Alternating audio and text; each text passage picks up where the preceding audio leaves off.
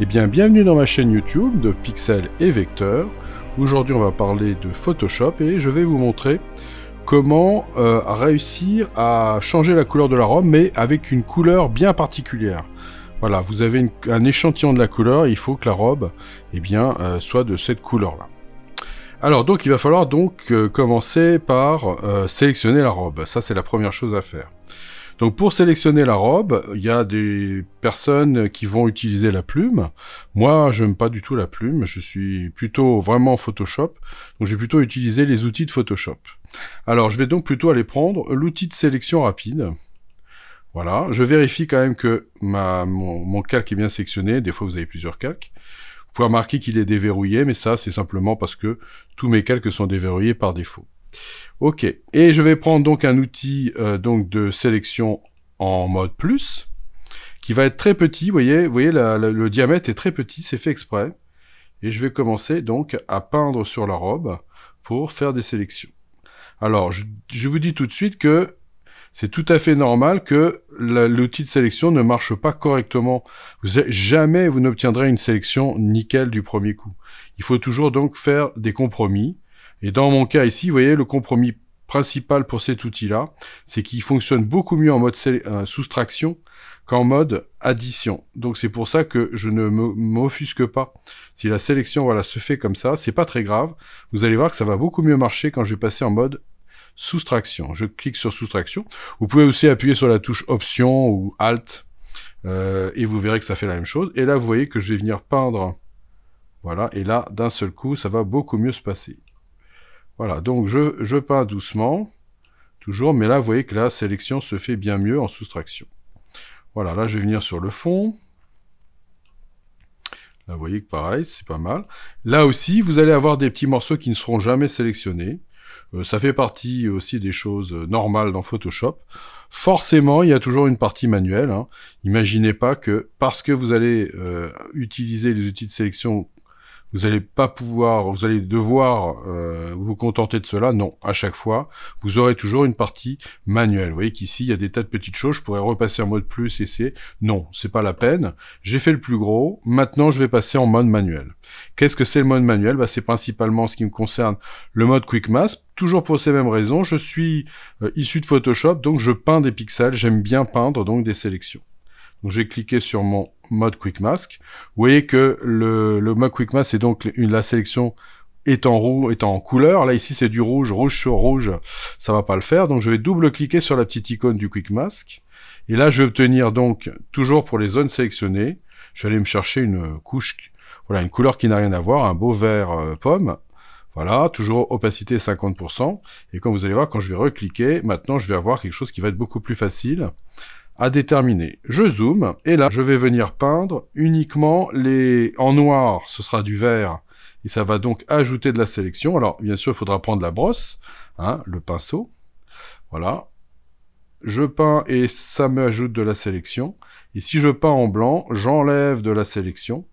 Voilà, donc vous voyez que là, on est vraiment dans l'album à colorier, hein, de notre enfance. Donc vous voyez que là, c'est quand même pas très compliqué. Je vérifie qu'on est bien en opacité 100%, bien évidemment. Et je vais essayer de ne pas avoir une brosse molle, douce, pour la simple raison que tout le reste a été fait avec une sélection dure. Donc quand je voudrais la rendre plus douce, éventuellement tout à l'heure, je ferai tout de la même manière. Donc il ne faut pas que vous ayez des zones qui soient dures et d'autres qui soient douces. Ça va pas être bon. Alors là, vous voyez qu'est-ce que je fais ici? J'ai plus qu'à vérifier. Vous voyez que par exemple ici, je vais faire X pour passer en blanc, et puis je vais donc descendre, enlever, voilà, des parties, et ainsi de suite. Donc là, vous voyez, on est vraiment dans, dans l'huile de coude, hein, dans le fait qu'on travaille, voilà, les pixels, et donc forcément, voilà. Donc ça, vous avez compris hein, l'idée, je vais pas m'étendre là-dessus. Vous vous doutez bien que j'ai déjà fait la sélection. Voilà, je vous montre juste simplement un petit peu. Voilà, vous voyez, voilà. Je vais faire un truc comme ça, et je vais peindre comme ça, tout autour. Je vais faire le tour complet, bien vérifier partout qu'il n'y a bien pas de rouge qui traîne, éventuellement sur la jambe aussi. Mais gardez une sélection qui va vous paraître un petit peu hachurée, c'est pas grave. On va faire un masque, et donc après, on va pouvoir donc adoucir le masque en une seule opération, ce qui sera parfait. Donc je vais revenir ici pour avoir mes petits pointillés, voilà, vous voyez, pour que je vous montre grosso modo. Et moi, je vais donc, pour qu'on avance un peu plus vite, venir récupérer la sélection de ma robe, voilà. Et en fait, voilà ma sélection finie. Voilà. Par contre, elle est finie, mais elle n'est pas adoucie. Hein. Vous voyez, on a bien le côté dur. Vous voyez, d'ailleurs, même, je n'ai même pas tout à fait enlevé tout. Là, vous voyez, il faudrait que j'enlève ces parties-là. Ça n'a aucune importance dans la mesure où on va avoir un masque au final. Donc, on pourra de toute façon retoucher tout ça. Voilà. Donc, maintenant, ce que j'ai bien une sélection. Cette sélection, elle va servir à quoi? Eh bien, elle va servir pour la teinte de saturation. Je clique sur la teinte de saturation, et vous voyez que maintenant j'ai bien un masque. Je vous montre le masque, j'appuie sur la touche Option ou Alt en cliquant sur la petite icône du masque. Vous voyez, je vois le masque, vous voyez que les bords sont quand même très hachurés, très durs. Bon, c'est pas grave, voilà. Et je reviens ici. Ça veut donc dire qu'à partir de ce moment-là, eh bien, si je bouge mon curseur ici, ben, vous voyez, il n'y a bien que la robe qui va être impactée. Donc jusque-là, tout va bien, mais nous, l'idée, c'est d'avoir exactement une couleur bien particulière. Qu'est-ce que m'a dit le client? Il m'a dit, le client, qu'il voulait avoir une couleur bien particulière, un Pantone spécial. Bon, parfait. Donc, je vais aller cliquer une fois sur la couleur de premier plan. Ça va m'ouvrir le sélecteur. Alors, je vais peut-être vous remettre sur le sélecteur. Vous voyez, sur le sélecteur, et là, j'ai bibliothèque de couleurs. Là, il me dit qu'il veut un Pantone qui va être couché et solide. Alors, je vais chercher Pantone solide coated. Et si vous avez un pavé numérique, ça va vous éviter d'aller chercher le numéro. Le numéro, c'est le 7686. Bah, si vous avez un pavé numérique, donc un clavier étendu, vous tapez 7686 et vous allez obtenir votre Pantone. Voilà. Sinon, bah, vous êtes condamné à les faire à la main. Donc, si vous savez que le Pantone est bleu, bah, vous allez glisser ce petit curseur jusqu'à ce que vous trouviez le bon. Voilà. Donc, je retape 7686. Moi, ça va me faire mon Pantone. Je fais OK là-dessus. J'ai créé un calque au-dessus. Ça va me permettre de pouvoir faire, vous voyez, une petite rectangle de sélection. On va prendre un rectangle comme ça. Et je vais remplir avec la couleur de mon client ce rectangle de sélection pour avoir un échantillon de la couleur. Donc je peux faire menu édition, remplir, et puis aller lui dire que je voudrais la couleur de premier plan, mais vous pouvez aussi appuyer sur la touche Option Alt et la touche d'effacement, et ça va vous faire la même chose. Et vous voyez que j'ai bien rempli avec ma couleur. Je vais désélectionner, commande ou CTRL D, pour ne plus avoir de couleur, voilà, ne plus avoir de petits pointillés. Et là, vous voyez que j'ai ici un calque que j'ai bien mis au-dessus de la teinte de saturation pour que, évidemment, cette couleur ne change pas. Donc je vais l'appeler référence client. Voilà. Parfait. Maintenant, je vais revenir sur mon calque 0, que je peux appeler par exemple robe, puisque tout ça, ça va être une question de robe. Et juste au-dessus, je vais créer un calque où je vais mettre une référence avec ma couleur. Alors, le problème, c'est que, vous voyez, la robe, elle chatoie beaucoup. Où est-ce qu'est le vrai rouge de cette robe, qui devrait donc être remplacé par la référence de mon client qui est bleu? En fait, c'est très difficile de savoir. Donc, a priori, moi, je pense que on pourrait se dire que c'est ni les parties trop claires, ni les parties trop sombres. Ça pourrait se situer ici. Donc, en fait, ici, je pourrais donc prendre ma pipette et aller cliquer sur cette partie-là pour copier, voilà, cette couleur-là. Et cette couleur-là, je pourrais donc venir l'installer. Alors, je vais la mettre dans un carré ici. Voilà. Et donc là, je pourrais lui dire menu édition, remplir, avec la couleur de premier plan. Voilà. Et j'obtiendrai cette couleur-là. Voilà. L'autre possibilité, ça serait éventuellement de se dire, en fait, on pourrait peut-être se faire une moyenne en décidant que j'ai une partie de ma robe qui va être foncée, une partie qui va être claire, une partie qui va être moyenne. Je vais faire une moyenne. Ça me donnera peut-être un effet, ça me permettra peut-être d'être plus juste. Alors, je vais faire l'essai en tout cas. Je vais venir sur ma robe. Pour l'instant, je vais l'appeler rouge perso, c'est-à-dire c'est moi qui pense que c'est ce rouge-là. Je vais voir qu'est-ce que ça donnerait si je faisais donc une moyenne de couleurs et voir si on est proche et éventuellement, est-ce que je prends l'un, est-ce que je prends l'autre.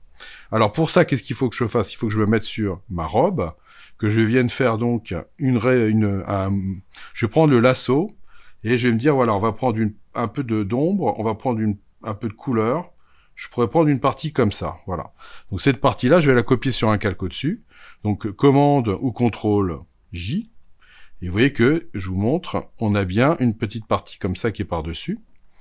Et cette partie-là, il faudrait que je la garde sélectionnée. Alors là, vous voyez, j'ai pas de sélection, mais comme j'ai cet élément-là sur un fond transparent, il suffit que j'appuie sur commande ou contrôle pour les PC et que je clique sur l'icône, vous voyez, du calque. Vous voyez qu'on voit, en dessous de ma main, on voit un petit carré avec des pointillés. Ça veut dire qu'il peut récupérer ma sélection.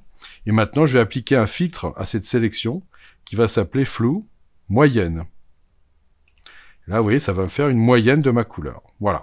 Et donc là, vous voyez, je me rends compte que ma couleur, elle va être un peu plus sombre. Alors, je peux faire la même chose. Je peux faire une pipette là-dessus, vous voyez, pour avoir ramassé cette couleur-là. Maintenant, je vais jeter ce calque, j'en ai plus besoin. J'ai non plus besoin de la sélection.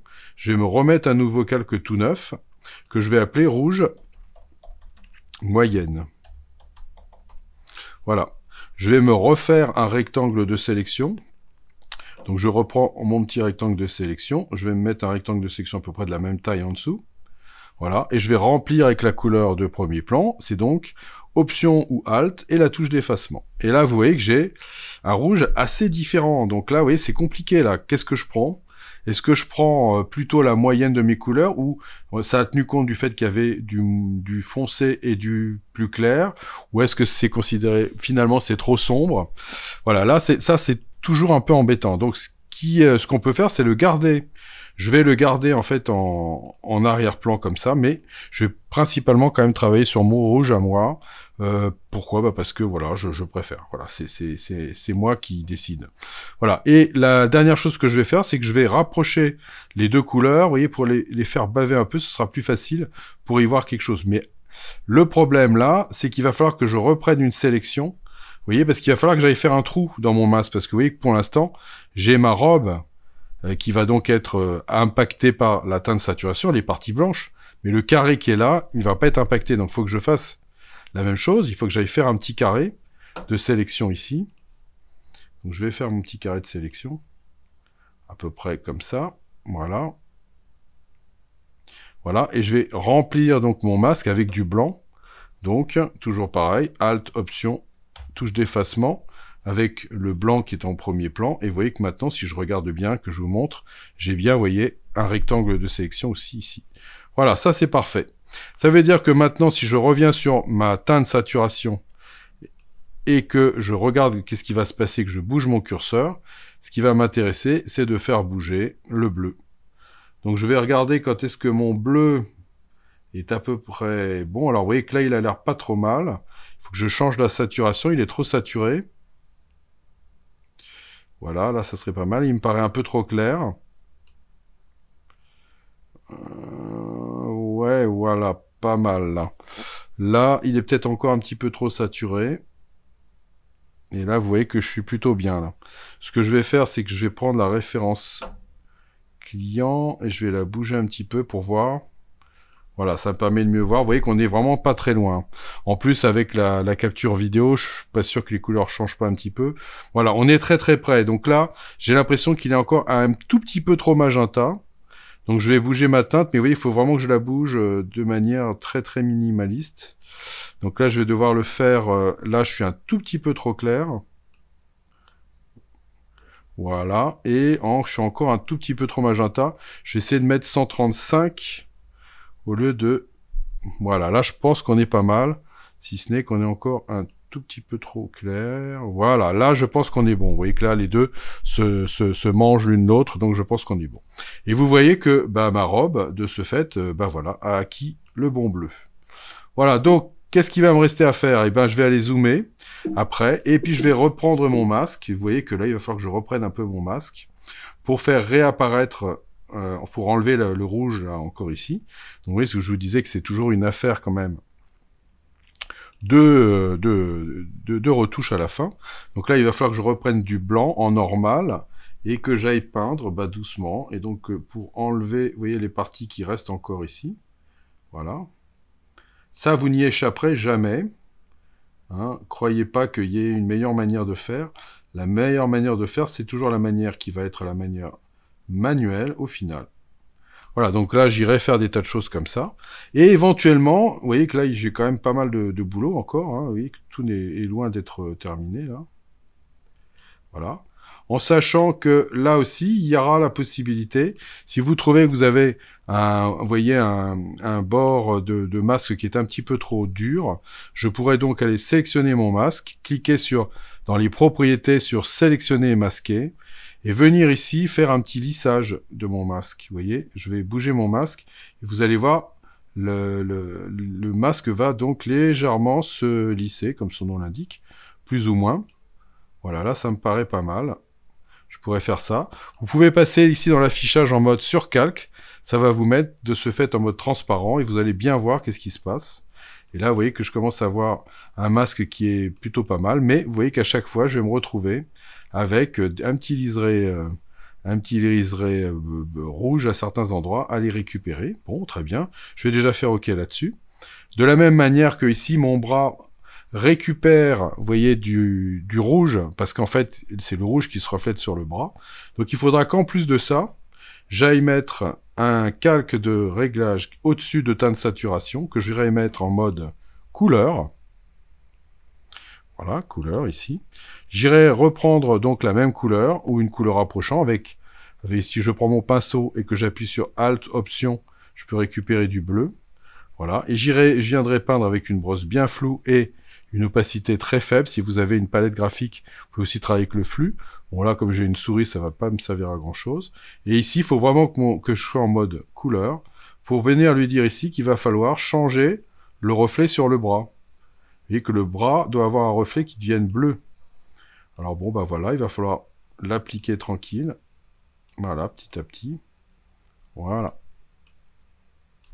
Et là, vous voyez que ça va commencer à être plus réaliste. Alors après, libre à vous d'en rajouter plus ou moins. Voilà. Et donc, de passer à pas mal d'endroits. Là aussi, je vais en mettre un peu. Et donc, ce reflet, ce qui serait assez intéressant, ça pourrait éventuellement après, une fois qu'on a peint là, ce sera éventuellement de pouvoir... peut-être quand vous êtes sur la robe, de l'écrêter, là, ça sera peut-être intéressant. Ici, là, il va falloir que je fasse très attention, parce que oui, je suis en train de peindre sur la peau, ici, puis après, il va falloir que je mette un masque, pour pouvoir enlever ce que j'ai fait, mais là, j'irai le faire à 100%, pour pas que ça vienne ici, sur le mur. Voilà, donc vous voyez qu'il y a toute une partie quand même très manuelle, qui est intéressante. Donc là, petite astuce supplémentaire, je vais faire un commande ou un contrôle pour les PC clics sur le masque pour récupérer ma sélection. Et je vais demander à ce que la sélection se dilate un petit peu. Je vais essayer avec 1 pixel, ça devrait être pas trop mal. Et cette sélection qui va se dilater légèrement, je vais éventuellement la contracter, lui mettre un petit contour progressif d'un point aussi. Voilà. Voilà, ce qui fait que comme ça, alors je vais cacher ma sélection avec commande ou contrôle H pour hide en anglais.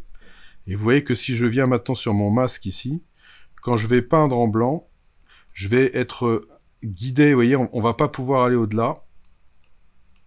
Ce qui sera plus facile pour moi pour travailler. Alors je vais peut-être me mettre à 100%. Voilà, vous voyez que la partie rouge va disparaître, tout simplement, parce que je peux pas aller au-delà.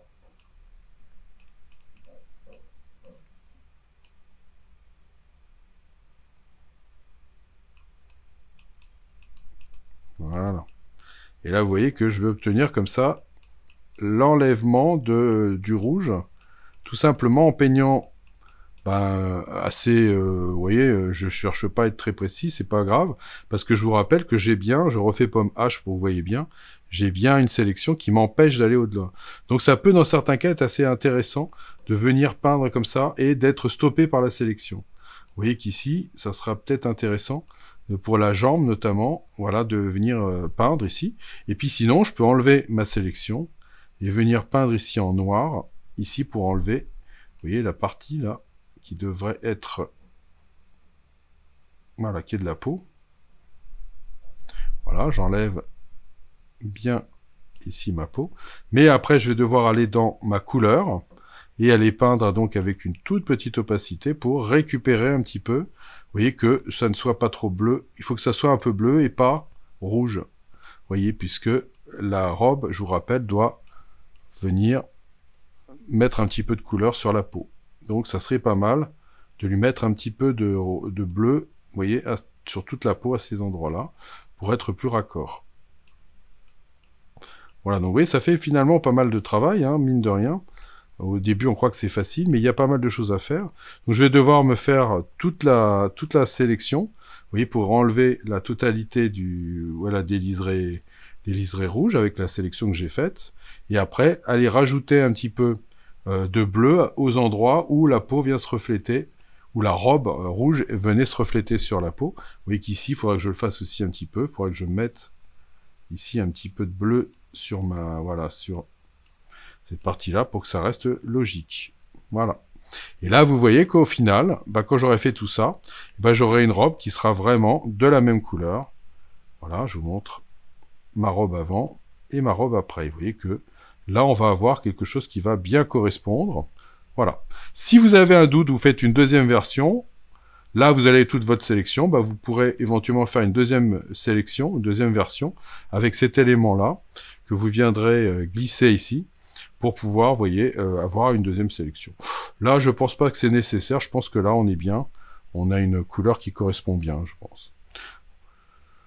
Voilà, et donc vous voyez, là, c'était quelque chose voilà, qui est pas simple, qu'on me demande très souvent en tant que retoucheur, c'est de modifier des couleurs de robes ou de lingerie, et avec des échantillons qu'on m'envoie, avec, vous voyez, et c'est comme ça qu'il faut faire, enfin, c'est comme ça que je fais, je pense qu'il y a d'autres manières de faire, mais cette manière-là marche bien, puisque j'ai jamais eu de retour négatif.